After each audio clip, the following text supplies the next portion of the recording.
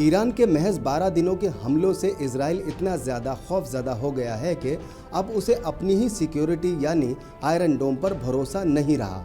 ये वही आयरन डोम है जिसका डंका इजराइल खुद सारी दुनिया में बजा रहा था। महज 12 दिन की इस जंग में ईरान की हाइपरसोनिक मिसाइल से इजराइल इतना ज़्यादा डर गया कि अब वो अपनी सिक्योरिटी के लिए एक नया एयर डिफेंस सिस्टम एरो-4 बना रहा है। इस बात का ऐलान इजराइल के एरोस्पेस इंडस्ट्री के सीईओ बोआज लेवी ने किया है।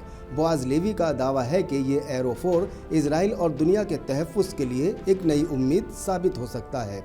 बोआज लेवी ने यह भी ऐलान किया है कि ये सिस्टम बहुत जल्द काम करना शुरू कर देगा। ईरान ने हालिया जंग के दौरान इजराइल के खिलाफ एडवांस बैलिस्टिक मिसाइलों का इस्तेमाल किया था। जंग रुकने के बाद इजराइल ने दावा किया कि वो 85% बैलिस्टिक मिसाइलों को इंटरसेप्ट करने यानी नाकाम बनाने में कामयाब रहा, लेकिन इसके बावजूद 50 के आसपास मिसाइल इजराइल में गिर रहे थे। आयरन डोम का डंका तो हमने देखा और सुना है, अब देखना है कि आने वाले वक्त में एरो-4 कितना कारगर साबित होता है। ये तो वक्त ही बताएगा।